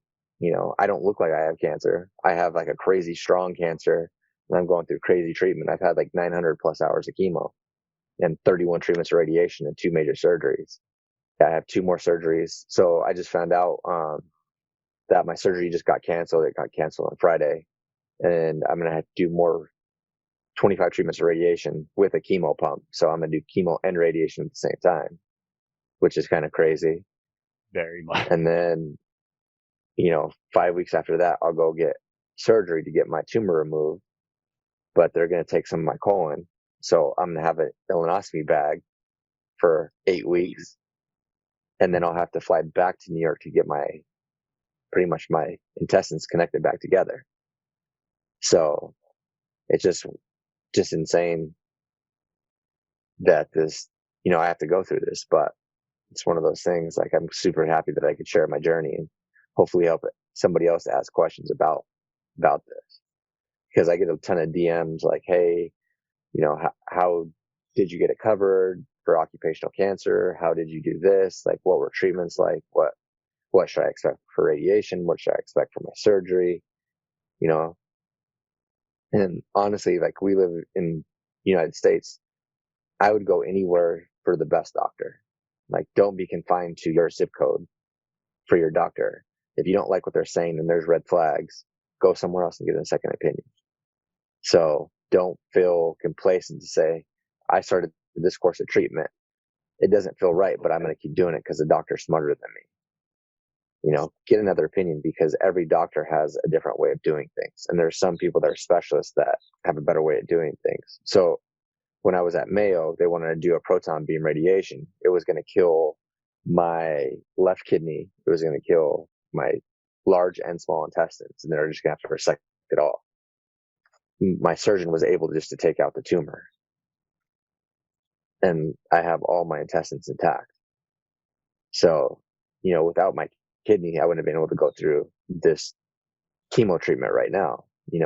One kidney is super hard. It would be super hard on it. So, don't feel pressured to stay at the same place. It's funny you say that, because my wife, she has that same mindset. She's like, just because the doctor has told you one thing, just remember you know your body better than the doctor knows your body. So if you feel like there's something else, you need to look into that something else. Don't let Right. the one opinion be the end all be all. It might make the outcome, it might push back the outcome a little bit farther. It might push back treatment. It might not start happening as quickly when you do that, but you're doing the best thing for you. And Right. people need to remember that when you're going through something like that, that you need to take the time to do the best thing for you. So if you're uncomfortable with something, get out there, do the research, get the second opinion, because it's your body. It's not the doctor's body. It's not the surgeon's body. It's your Right. body. You need to take responsibility, and you need to do the research and be okay with telling someone that might have a little bit more knowledge in a certain aspect. Be okay with telling them that you're not comfortable with it, and then go and do more research, get a second opinion. And I think that's great information and a great suggestion to put out there. Yeah, just for my cancer alone, I've spoken to 9 or 10 different doctors about a treatment plan. Wow. So, like, I really, really pushed to make sure that I'm making the right decision, because I don't know anything about cancer going into this. Like, I had to study and had to learn, and sometimes I still want to make sure that I'm making the right decision. And the way that I'm going to do that is through other people that are educated in my type of cancer. So don't feel like you have to stay, just like your wife said, stay with just one doctor through a whole course of treatment. You may like them, you may love them, but if it's not the right course of treatment, it's not the right, if you don't feel right about it, don't do it. Right. Absolutely. I want to get a little bit into your foundation that you have, Kind Knots, for everybody that doesn't know. That's who you're going to be following on TikTok to see Trevor, at Kind Knots, by the way. He's also on Instagram. Where did the name Kind Knots come from, and how did you guys start that foundation? And So Kind Knots, it actually started from our business name and our Instagram name, from our baby, like, we used to make baby turbans and baby, like, hair bows and knots. mm-hmm. So before we even knew that I had cancer, we would sell something and we'd donate $1 from every sale to childhood cancer. So we would donate $1 from every knot that we sold, or we would donate actual product to children with cancer, because a lot of money raised for cancers, for like breast cancer, like childhood cancer, there's very, very little money that is raised for that. And we didn't know that until we went to, probably like in 2015, we went to a benefit for one of our neighbor's doctor's friend's kid. And we didn't realize that there's not very much research money in childhood cancer. So we wanted to actually help individuals out, and like we would donate to individuals that needed help. So we made kind knots because we wanted to show that like kindness is couture. Like it's not the clothes that you wear, being kind is what makes you beautiful. In the Instagram world, like a lot of kids wear like small shop clothes, like little cute hair bows and like handmade clothes. It's like a thing on Instagram. And that's pretty much what my wife's business was based on. It went from like making hair bows, like really cute hair bows and turbans and knots, to actually making like full on outfits and clothes and dresses and stuff like that she does now.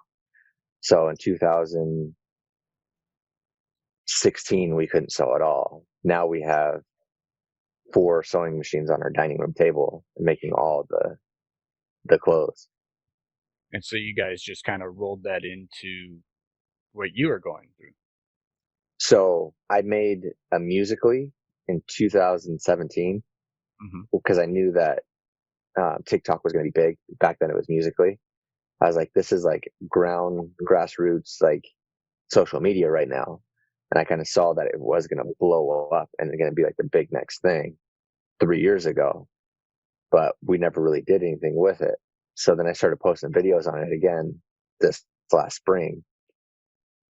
And I just kept that same account because, it's linked to my wife's business. I could show my wife's business on it. Kind Knots represents a lot that has helped us through a lot. So I didn't really want to change the name of it. So, my name was Trevor Madrid underneath, but, without my wife's support and support of our business, none of this would be possible. That's awesome, man. And you guys have expanded your products into like these t-shirts that you and I are wearing now. Right. And the hat that I saw you wearing and stuff like that. Yeah. And those proceeds, yeah, that's an awesome hat. I'm gonna have to order one.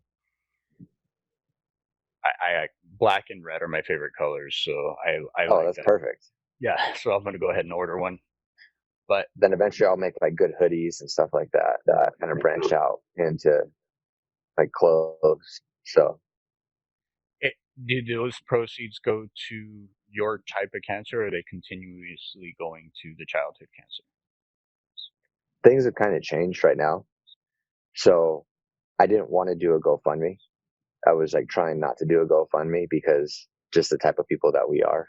Like I feel bad. I love giving help. I feel bad receiving help. It's hard for me to receive help just because it's hard for me. So I'm like, if I could just create like where I could have a shirt and I could have somebody like actually have something tangible, do that instead of a GoFundMe. So we're doing that. It's super awesome. But my captain that's been there from day one is like, hey, you're getting ready to go to New York. Now you're going to have to go to New York twice. Your wife's not going to be able to work when she goes to New York. He's like, I don't care. I'm doing it. So he's the one that started GoFundMe. He's like, there's no reason to, stress yourself out and deplete every bit of savings to where you can't pay your bills to get surgery, and be gone for a cancer that was caused by the job. Right. So I think it's nice, like having somebody look out for you like that, because I'd never ever want to feel like I'm taking from people, because it's super, super hard for me. Like I'll give my time, I'll give, money. We donated money, the whole time that we've had our business, but to receive it is something different. It's hard, And I think a lot of people feel like that, where it's like, you don't want to feel like a charity case, if that makes sense. It makes sense completely. I really truly believe, Trevor, that your strength and what you're showing, even though it's only 15 seconds at a time, is helping so many people. While it's helping you, but you're helping so many people that you deserve a little bit of help, and it's okay. I know we don't like receiving it, just because of the type of people we are, firefighters. Man, when somebody pays for our meals, we're like, thank you. You didn't have to do that, It almost feels awkward. It's that same exact feeling. You described it perfectly. It's like when you go somewhere and they buy you a meal for no reason. Like, just somebody is just super generous and buys a meal for no reason. You can't really show them your appreciation at that moment. Like, Half the time it's anonymous. Just yeah.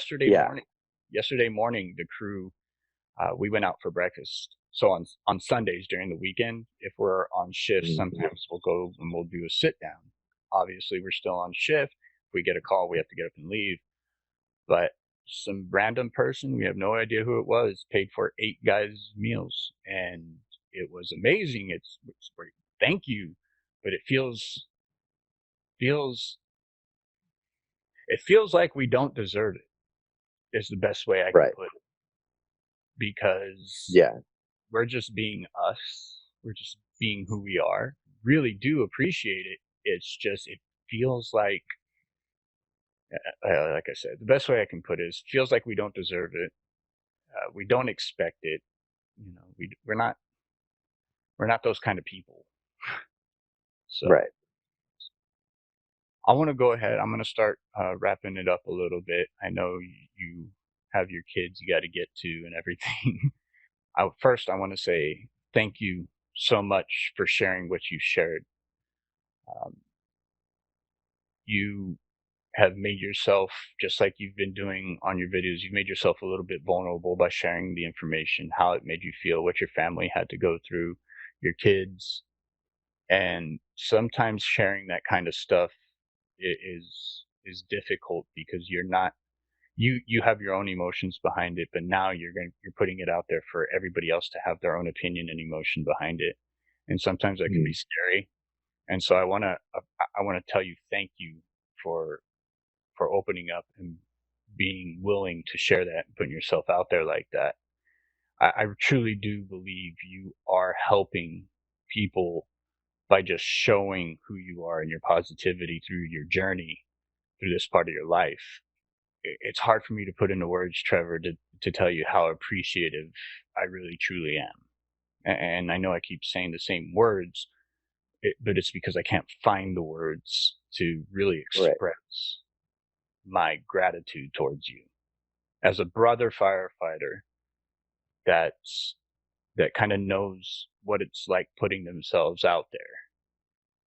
I truly do believe that you've helped so many people, and I want to say thank you. I appreciate it. I usually, when I start wrapping up the show, I ask 3 questions. One's more like a 2-part question. Before you get into that, I have a question for you. Oh, I'm going to get to that. For your listeners. Okay. I'm going to get to that. So All right.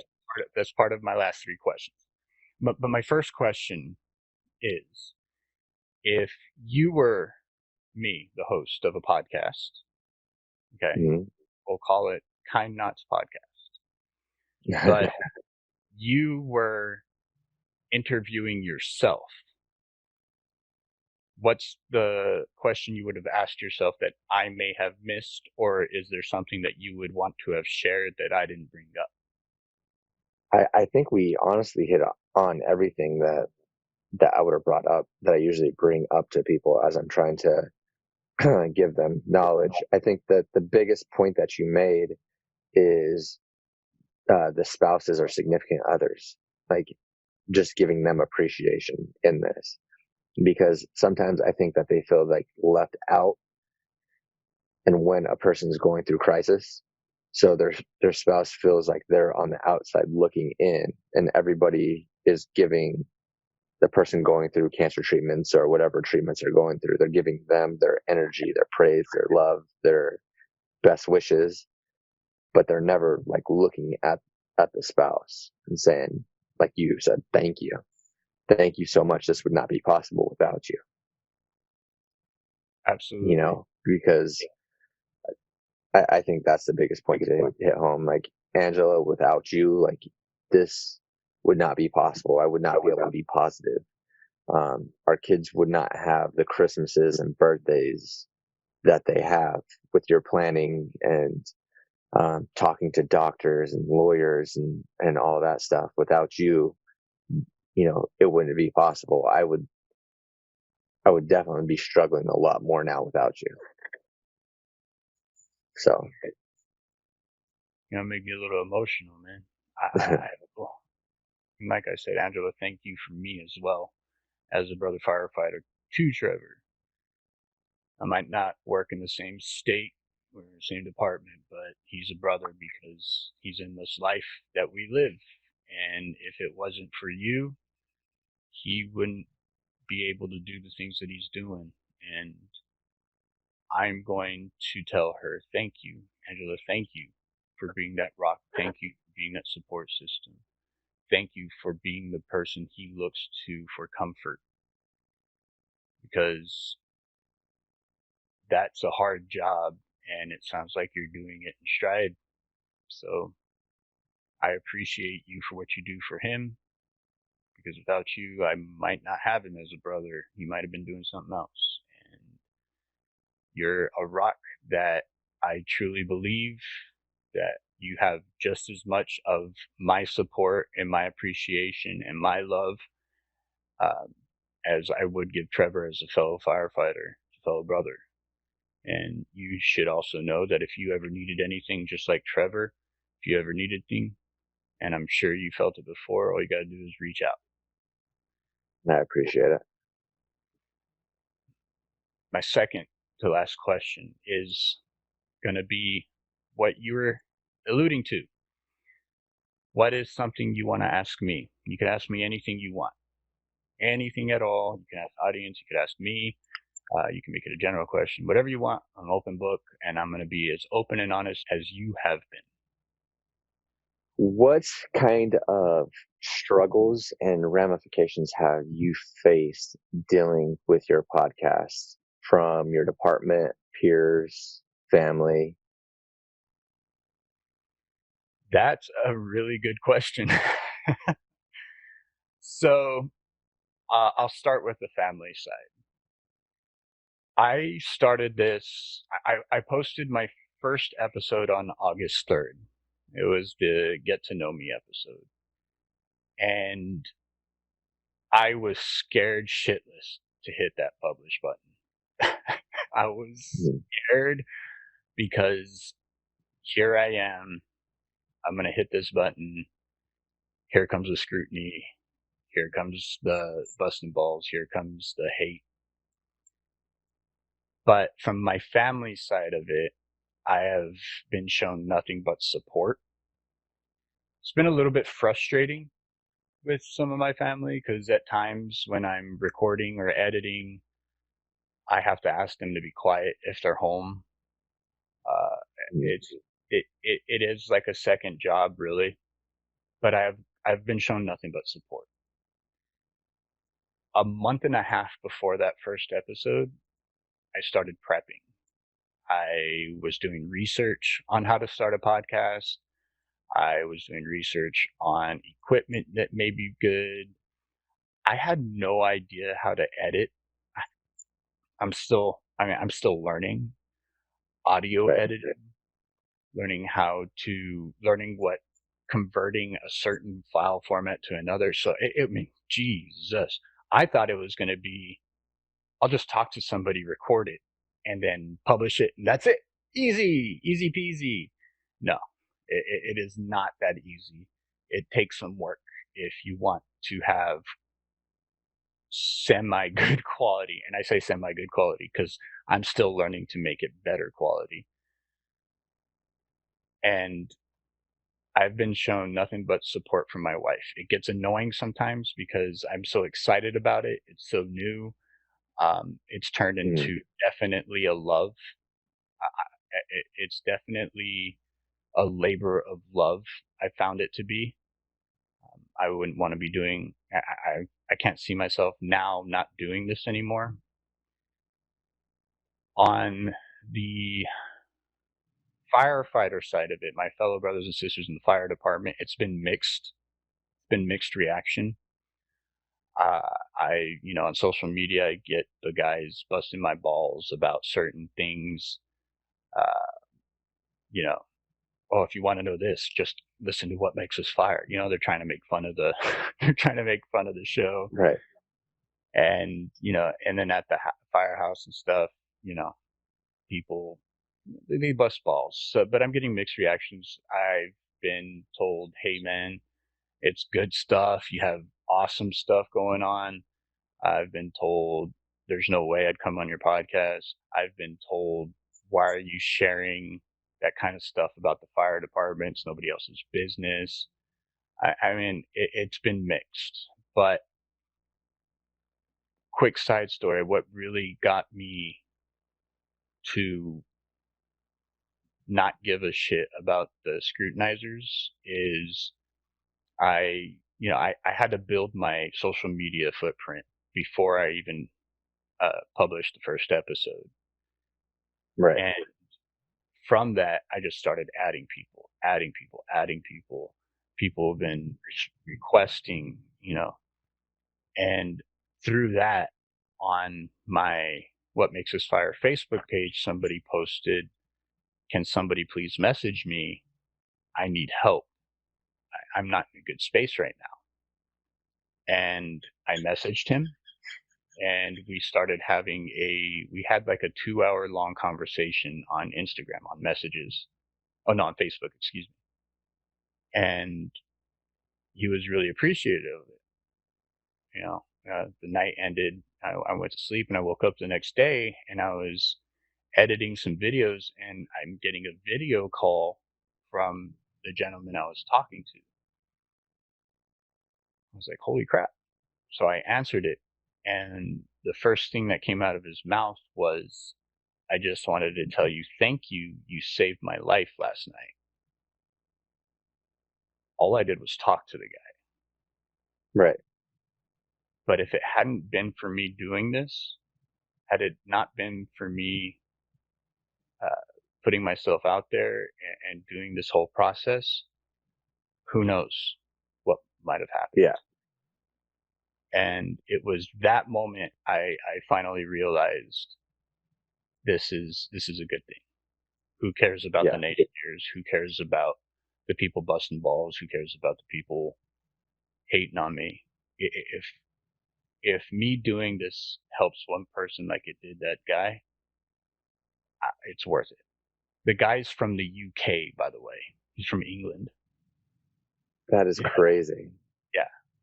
And he was talking to me while he was at the pub and just, let me know that I helped him in a way that he didn't think he could get help.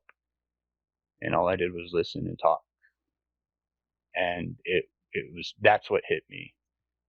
And then from the guys at the fire department, I was sitting there and it was just after I posted a Jason Patton episode.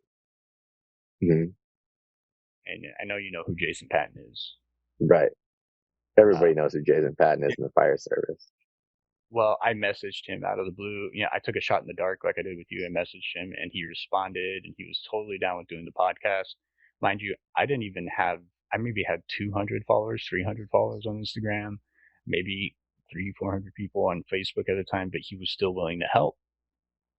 And it wasn't that episode published, and I got a phone call from one of the guys at the fire department, and I don't talk to him very often. We're not very close outside the fire department or anything. We work together, we get along, but there's no real close connection. But he just called me out of the blue, and he's really respected in the fire department. He's a quiet guy.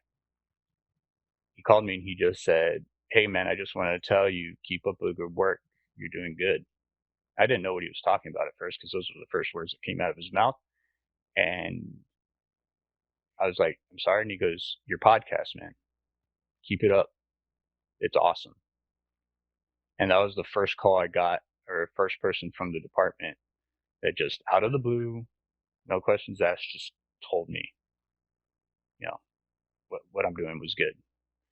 And that was another kind of lighting up the fire to keep me doing this. That's cool. From the department side, I haven't heard anything from the city or my actual department, but there was a battalion chief that messaged me, and I also got the advice from Jason Patton that, you know, just whatever you say or do, whatever you're putting on social media, if you're still employed with that person, be careful. And so on my first couple of episodes I published, I didn't edit anything out about the department I worked for. And he messaged me and he just said, hey, just a word of advice, since your podcast is going to be covering sensitive issues, you should maybe just keep the name of the department that you work for out of it. And right. So, yeah, okay, that made sense. So I had to go back and I had to edit my first couple episodes and republish them. You know, I took out the department that I work for. And if anybody really wants to know, they can go and do the research themselves. But I am not buying anything that I say is not in any way representing the city or the fire department that I work for. These are my views and my views only. They are not tied to it at all. And so that was really the only, I guess you can call it, issue that I've heard from the fire department. And it wasn't even it wasn't even a, hey, you need to do this. It was just a suggestion from the battalion. Right. He was just like, hey, this is not an order. This is not anything like that. It's a suggestion just so you can avoid getting that order or write up or whatever. So, right. But all in all, it's been mostly good feedback, good positive feedback. I've been noticing, like, I look at some of the firefighters on TikTok and some of the ones that were like blowing up, like posting stuff with like firefighter content. Mm-hmm. Like you could tell like the stuff that gets taken down or like manipulated because either the guys at work bust their balls or, you know, coming from administration. Because a lot of departments don't like anything to do with social media inside the firehouse. And that is very correct. And if you watch any of Jason Patton's videos, he does film at the department, but he's very careful to make sure that the department name is not shown anywhere. And if you go look at some of my TikToks where I do have like some of the apparatus, or sometimes the guys wearing, you know, their uniforms, I have to make sure I put something that will block the name to where you can't really read it. And right. So that has been a little bit of a complication that I had to work through because people like seeing that kind of content. But all in all, it's really not that much of the city to ask, and I understand it too. So I would like them to be more open to being okay with being tied to this. But I think what's going to happen is I think our generation is going to come up and promote. And, you know, we're a social media driven generation. That's how we receive our content. We don't really watch CNN or Fox anymore. You know, we're not tied to TV. We're like, hey, let's try to Google and figure out what the actual stance is. Mm-hmm. So we'd rely on social media and Google and other search engines to do that. Where, you know, the Chiefs are old school. They want to watch, or even some of the older captains, they want to watch the news in the morning and actually physically have a paper and read a paper. You know, they could be at a paper at the table and not really talking to anybody reading a paper. But if you're on your phone, it bugs the shit out of them. Even though you're doing the same thing that they're doing, they just have a tangible paper in their hand. Right. I understand the city's point of view of not wanting to be tied to somebody that might have an unpopular point of view, I get that. I do get that. especially nowadays when you have all this social politics going on that are causing a lot of issues. And so if you have an unpopular opinion that's being pushed in the general media and you share it, they they want to make sure that they're not tied to it in any way, shape, or form. And I understand that, but Yeah, I get that. I think really, truly, honestly, they need to realize that, you know, we're human beings as well. We're Americans as well. And not every firefighter is going to have the same opinion.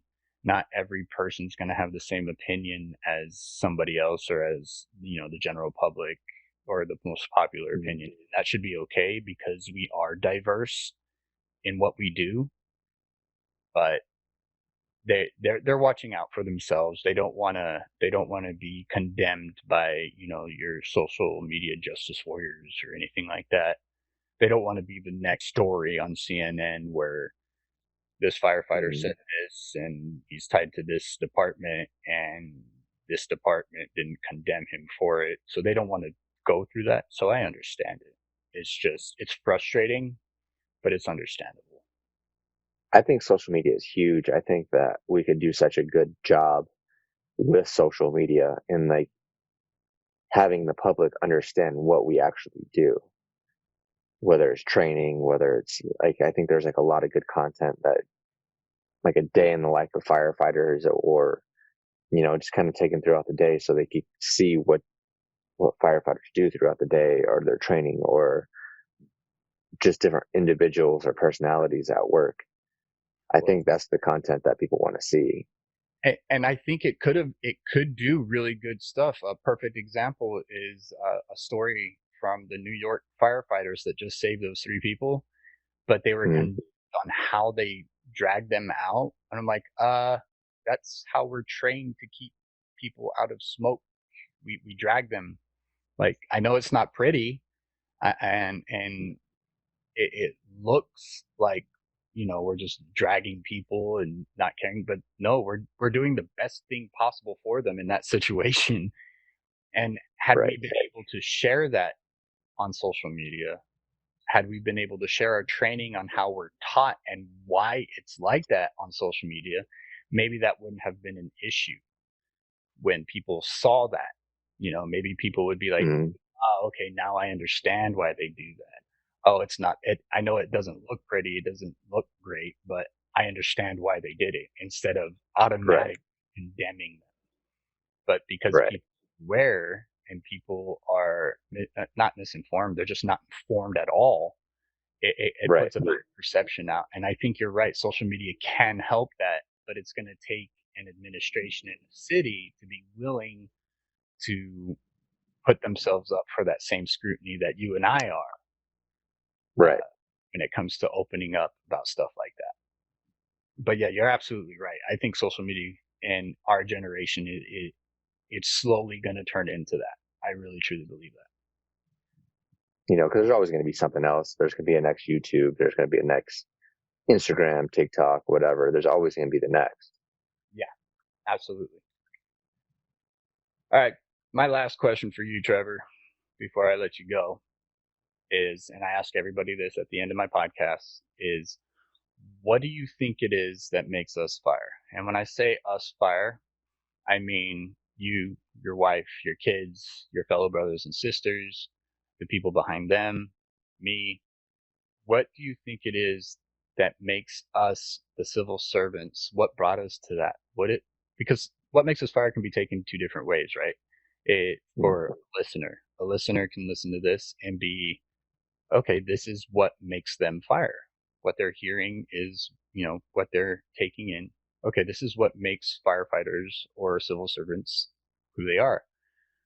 But it can also be a question because there's something in us, something about people that do this kind of work, civil service work, with all the different backgrounds and all the different moralities and everything else and the differences in opinion but yet we're all still doing the same thing. We all found this calling. What do you think that is? What is it that makes us fire? That is a very hard question because I think what makes us fire is that we are so individualized and so in it for different reasons, different backgrounds, different ethnicities, different colors, creeds, whatever you want to say. And we come together as a team to accomplish a goal. So I think that's what makes fire departments work, is having a very diverse and different upbringings of each individual that could fit certain situations. Like you might be good at talking to elderly. I may be good at talking to drunk people. The captain may be good at talking to somebody else, or you might be super strong and be able to break everything and, haul things on the fire, where I might be able to crawl in small spaces. So I think us having that, being so individual, body type, shape, size, that's what makes us be able to do the job and makes us fire and come together as one and fit in the community. I like that answer because you're the first person to say that it's actually the diversity that makes us fire. It's the Yeah, differences that we are that makes us fire. And even though we do have those differences, we come to that common goal of wanting to help or wanting to provide service and sacrifice. And it's actually a really good answer. I never thought of the actual diversity part being part of the reason why we are fire and civil service. I really do like that answer. Thank you. That's really good. It's something I'm going to have to remember. It is. Because, I mean, I really don't know exactly what it is that brought us all to do this, but knowing that diversity is a part of it makes makes me think of it in a way that maybe because we're different is why we do what we do. we definitely are different. Like It's being able to see and do what we do makes us different. We're definitely not normal. It's not normal to see the bad stuff that we see. The good stuff offsets that. When I was in the academy, one of the engineers told me, he's like, just you wait, you're going to have a Rolodex. Like, that cartoon that you could like have a flip book and like flip through pages and yeah, you see different images. He's like, by the end of your career, you'll be driving down the street and you'll have all these images, you know, 12 years into the job or 13 years into the job. I drive down certain streets and I'm like, that was a hanging. That was a terrible MBA. That's where the kid drowned. That's where the kid died from taking a multivitamin. Like, and now I have all these pictures in my head that are never going to go away. Every time I drive down certain streets, I'm going to see those bad calls. right. So we are very, very different in the mindset and the stuff that we see. Absolutely. Well, Trevor, I'm going to say thank you again for coming on the show and sharing what you've shared. I would love to have you back on a little bit later on, kind of give us an update on how you're doing and where you're at. I think there's more that we can definitely dive into when it comes Yeah, to definitely. the mental health aspect of what you're going through, and that's something that I like to focus on a little bit as well, because I think, with it still being a new issue that has come up within the last couple of years, where it's become, the best word I can say is a popular issue to now actually concentrate on, is our mental Hmm. health. And part of that is what you're going through. So I think we can dive into that. And we did a little bit, but I would love to ask you more questions. So I'm going to have you back on later on.